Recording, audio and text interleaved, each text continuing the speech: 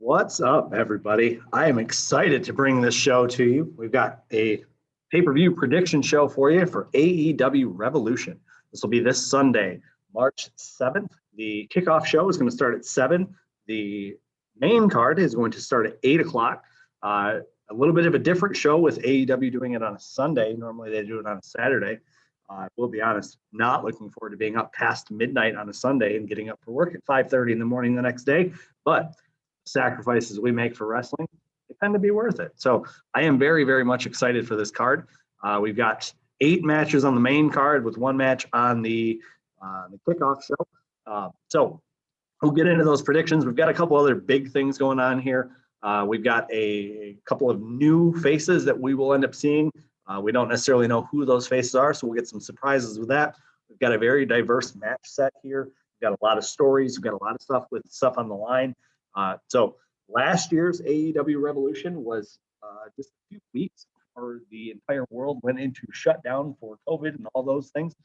So this is kind of that going full circle there, and I'm very, very much excited to see what this show ends up looking like.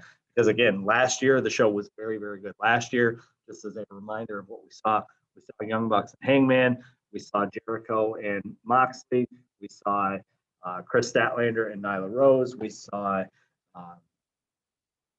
Dustin Rhodes and Jake Hager. We had a very, very good card last year. So see what looks to be a very good card this year as well. So again, before we get into the predictions, give me a follow on Twitter or on Instagram at AngryBeaver1127, as you see at the bottom left corner of your screen. If you'd be so kind, hit the thumbs up on the video, hit the subscribe, leave comments. If you see this through Twitter, give it a retweet, all those things. I greatly appreciate that. But as we get into this card, I want to thank everybody for taking the time to sit here and listen to my predictions. And again, just feel free to comment back either on the video, on Twitter, on any of that stuff, and just kind of talk about what you think will happen too. I'm always curious to see other versions of where storylines can go, because that's the fun with the wrestling. It's the story. It's not just the action. It's the story that goes with it, and it's a beautiful thing when it's done really well. And AEW has done a really good job of that so far. Let's get right into those predictions, though. Apologize for the slight graphic issue. I was taking this directly off of finding it online. This didn't have a whole lot of time for me to prep this one.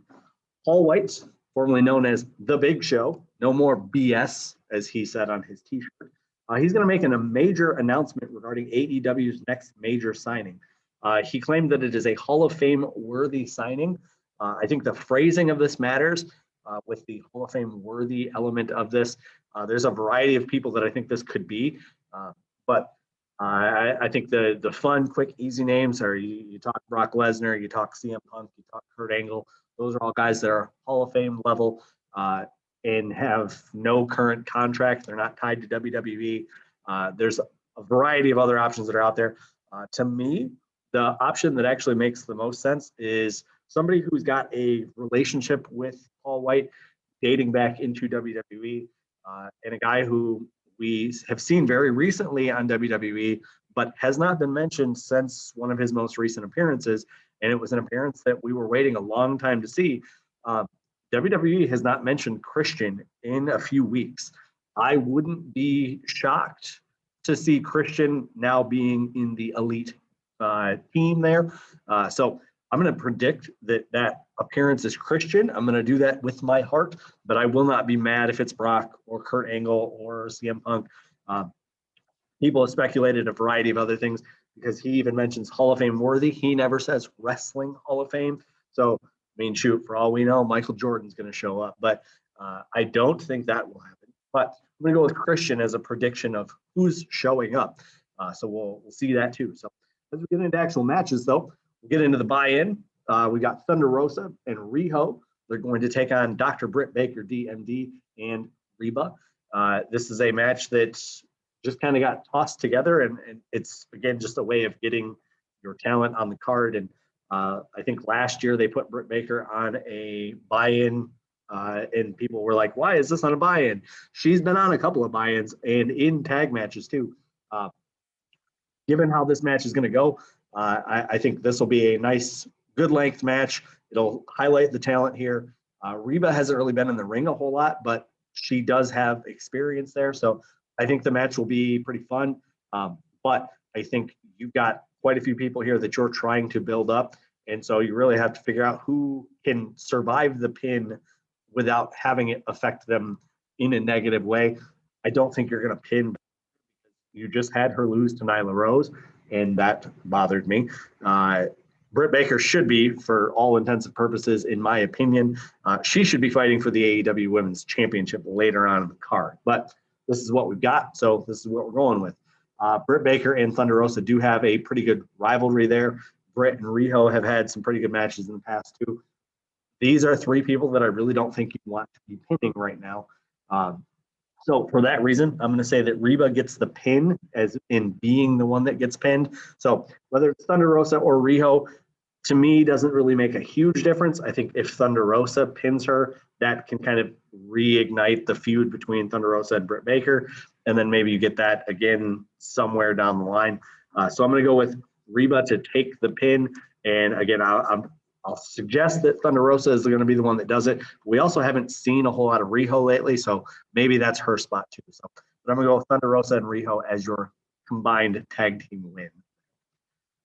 Once we get onto the main card, and again, these matches may not be in the order that we see them on Sunday, but this is one of the first ones that I expect to probably see fairly early in the card. We have a Casino Tag Team Royale. The winning team gets a tag team title shot. We do not have everyone on here because we do have a TBA announced on here as well, but I'll go through who we've got here. We've got Bear Country, who, if you've not seen Bear Country, they're very, very good. Personally found them when they were doing a couple of CZW shows a couple of years ago. They did a very good job there. They've done a really good job on Dark. They're starting to get a little bit more traction in AEW. So I think if you're looking for a dark horse pick, Bear Country is one that actually would be pretty cool to see. I would be not upset if they won that one. After that, speaking of dark horses, we have two versions of the Dark Order. I think that's going to play into this in a unique way because you will essentially have a tag team of 4 in a battle royale match with a bunch of other 2-person tag teams, but you have the pairing of Reynolds and Silver, also Uno and Stu Grayson. So 2 different versions of the Dark Order. I think that's a fun story that you can tell there too. Inner Circle, Santana and Ortiz are going to be in there as well. We'll have Butcher and the Blade. We will have Private Party, Top Flight, and then there is a team that is TBA. So I don't know who the TBA team is. There's a variety of places where they could go with that. I would love to see GOD pop over from Japan because we know that Forbidden Door has been opened. And I think GOD versus the Young Bucks, like, sign me up all day long. So if it's GOD, I'm going to go with GOD as your winner. However, not knowing who the TBA is, I'm going to pick with my heart and do something that's fun. I absolutely adore John Silver's work. I would love to see him and Reynolds get a tag team title shot. And you know what? They're a team that even if they lose that, they're not really hurt by losing that in the long term just because of how over those 2 guys really are. Dark Order on BTE has really, really been hilarious. If you don't watch BTE, I'm telling you, give yourselves the 15, 20 minutes on a Monday.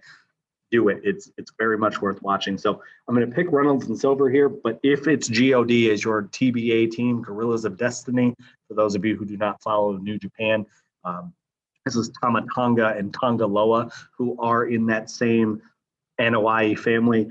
So I would love to see GOD show up and win this, but like I said, I'm gonna pick Reynolds and Silver on the off chance that I don't really know who the TBA is. Next match we'll go to is also a tag team match. We'll do MIRO and Kip Sabian. They're going to take on Orange Cassidy and Chuck Taylor. This is a story that's been building last couple of weeks, couple of months. It affected MIRO or it affected not MIRO's wedding. MIRO has been in enough bad weddings.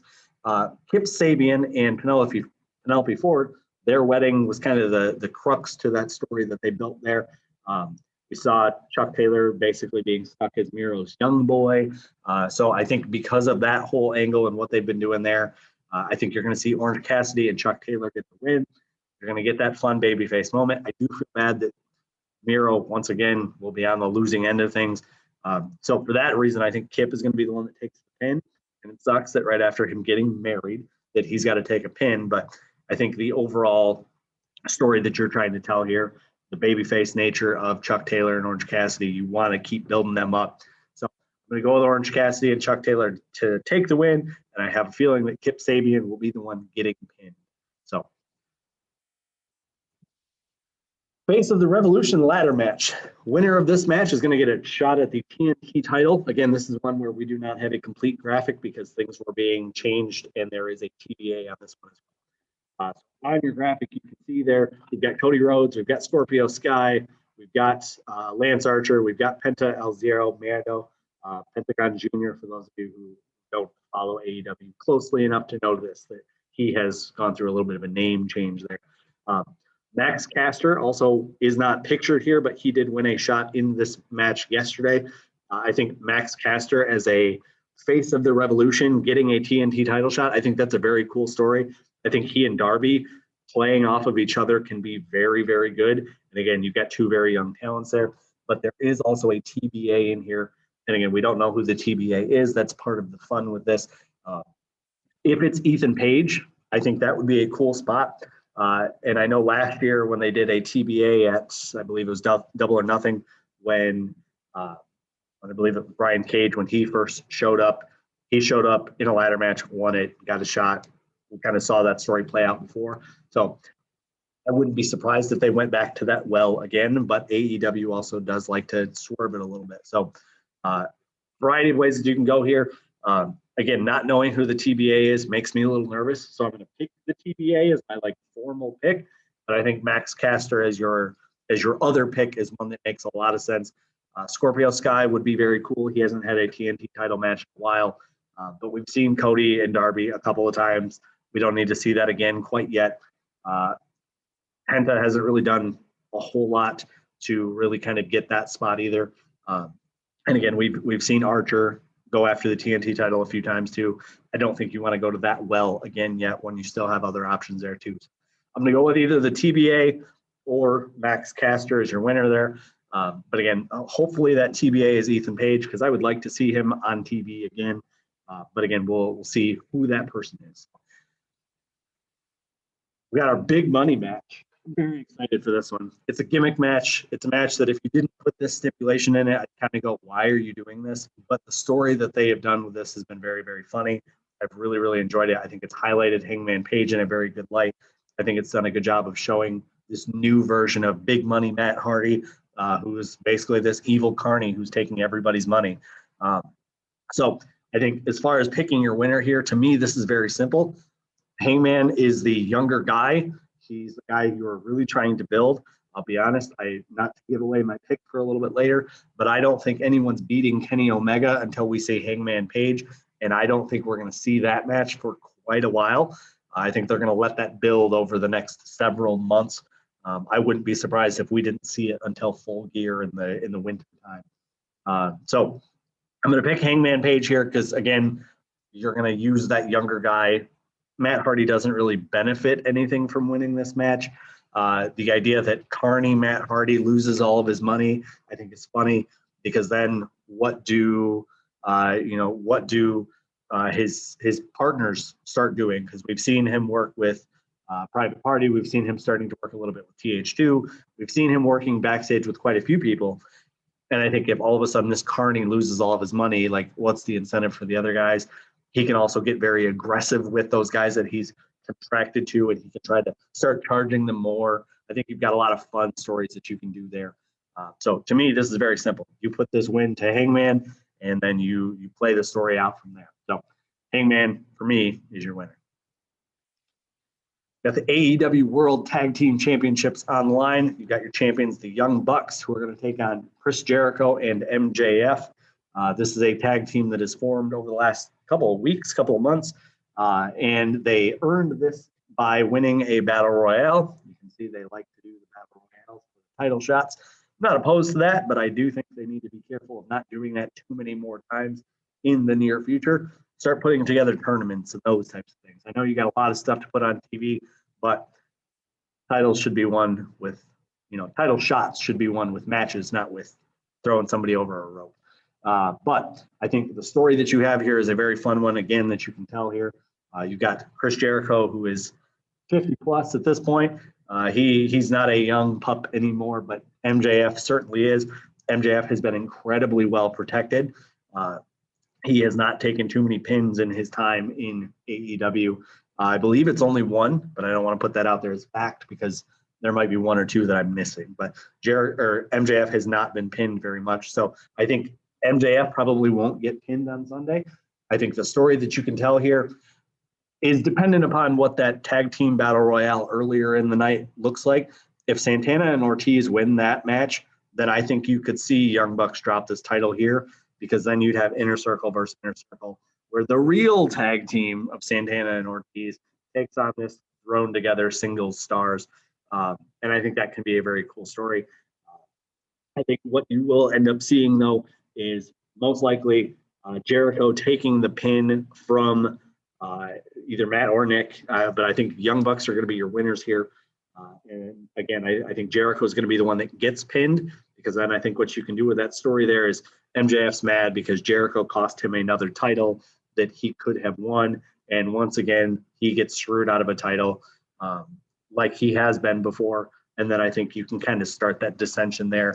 And again, maybe, Santana and Ortiz, they have seemed to be kind of getting a little bit more friendly with MJF. Maybe you start seeing that movement away, because we did just see Sammy Guevara leave the Inner Circle.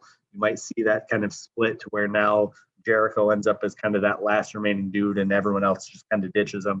So I think there's a lot of fun stories that you can have here, but I'm going to go with the Young Bucks to retain their title, because again, I don't think with as deep of a tag division as you have in AEW, putting it on MJF and Jericho, it's not really the move you want to make. And I know some people might say, well, you did it with Hangman and Kenny Omega, and that was awesome. And it was. But those were still guys that were trying to establish their names on the brand. Those are guys that are in the elite, if you will.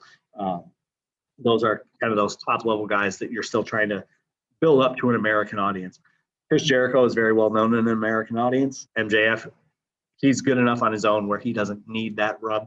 Not that the other two guys needed it either, but I think the situations are a little bit different. I think there's a built-in story here, again, where Jericho and MJF start splitting. So, again, I'm going to go with the Young Bucks to retain here, and then we'll see how that plays out afterwards. We got a street fight. This is going to be weird. I'm definitely here for it, but it's going to be a little bit strange. I'm expecting this to be cinematic just because we know how old Sting is, and we've seen him take a bump recently, but I don't think you want to do a full-on street fight with a guy that old without having some backups kind of ready to go. So, this is going to be very hard for them to outdo what Best Friends and Santana and Ortiz did. Once again, giving the proud and powerful ones a little bit of a plug here. Those guys deserve a better booking than what they've been getting. They're a very top-level team, and they've just kind of been used as good hands, and I think that's a shame. But when Best Friends and Santana and Ortiz did their street fight, that was very, very good. Probably one of the best ones I've ever seen. So that'll be very hard for them to outdo this, but this one should be very good.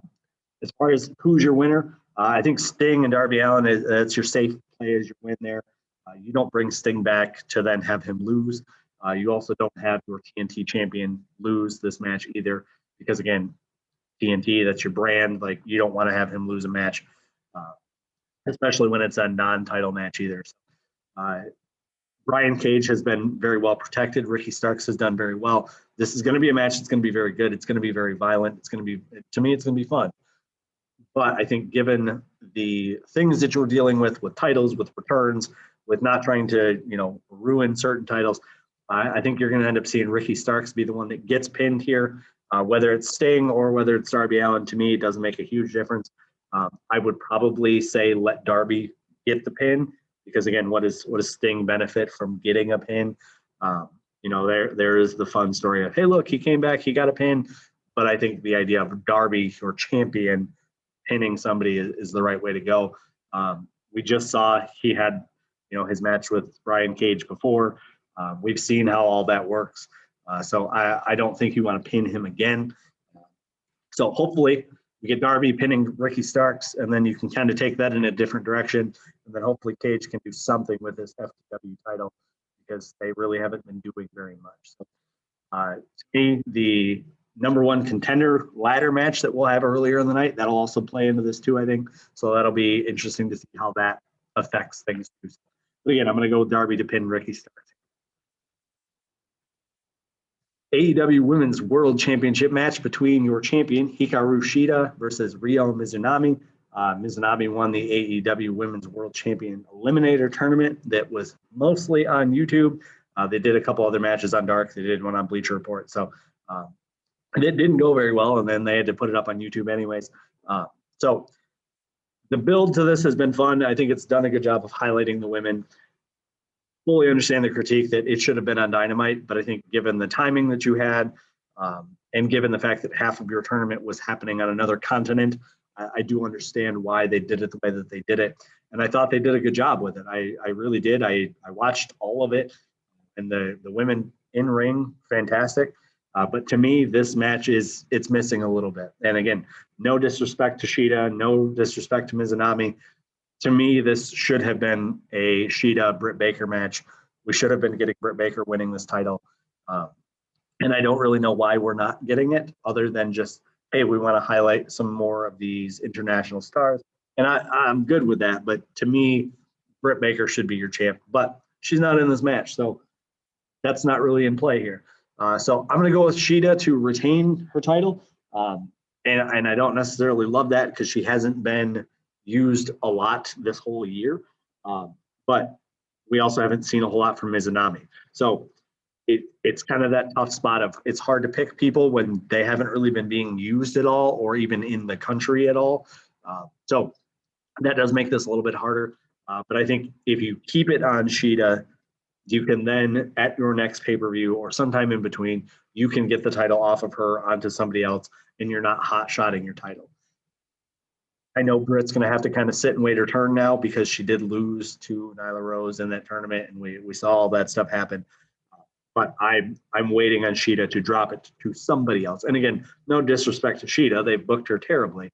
It's not her fault, but I just don't think you're going to see a title switch here because, again, I think you'll get it sometime in the next couple of months. I'm going to go Shida to retain. The match that I am worriedly looking forward to more than pretty much any of them, we have an exploding barbed wire death match for the AEW World Championship. I am a guy who is okay with the death matches. I'm a guy that's okay with the ultra violence, but to me, it's got to make sense. I mentioned earlier that I watched, CZW shows and all that stuff, and I like those every once in a while. I'm not a fan of using it unnecessarily. I think this is a case where this is a good time to use that because, again, these guys have a very violent history in the past. They did that match about a year and a half, a little over a year ago. That was the Lights Out match. That one was very, very brutal, but I thought that one, I know a lot of people thought that was too far. To me, I thought the way that they booked it, the way that they did it as a Lights Out match where it wasn't officially on the card, I thought that was a smart way to do it. And given what they did with it, I thought it was an appropriate amount of violence based on how you built it. This is obviously going to be next level to that because we have explosions that are coming. For full transparency, I have only seen a couple little bits and pieces of matches like this before. So this is going to be an experience for me as well. But I think the fact that this is AEW, not a lower level indie brand, not to be dismissive, but like AEW has money that some of these other brands don't have. So you can produce this in a way that's a little bit better. Again, Moxley and Omega have been very violent in the past. So storyline, it makes sense to me to do this. I loved the fact that they had Oneida in the promo package that was on Dynamite last night. I thought that was a very cool touch. For those of you that don't know, Oneida's been involved in some of the more famous exploding barbed wire death matches that have been performed in the past. So I thought that was a good spot for that. So again, this is going to be a very different match. If you are of weak mind, and not weak mind, but if you don't deal well with the blood and the violence, this might not be a match for you. And again, I'm going to be thinking about Renee Paquette during this match too, because she's going to be sitting at home pregnant, watching her husband, Jon Moxley, going through an exploding barbed wire death match. and I'm sure that that's going to not be something she's going to enjoy. So I feel bad for her in that sense, but I do appreciate the work that her husband is about to go through.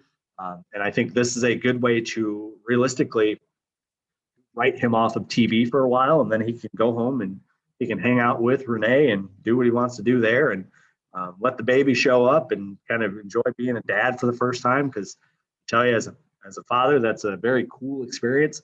So hopefully he gets to go and do all that. I don't know how that will play given the fact that he is still the IWGP US title holder, but that's a different issue for a different company. But I think regardless, we're going to see Omega win this match. And as I mentioned earlier, I think eventually you have Omega lose this title to Hangman, but I don't think you do that for several months. You could do it at Double or Nothing, but I think waiting until even Full Gear would be a good idea to do that as well. So, I'm going to go with Kenny Omega again to retain this, but this is going to be an experience for sure.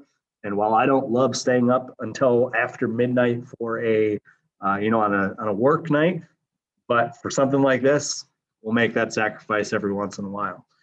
Speaking of sacrifice, Impact Wrestling is going to do a pay-per-view very soon. I'll be producing a video for that one too, so be on the lookout for that. But again, that is your card.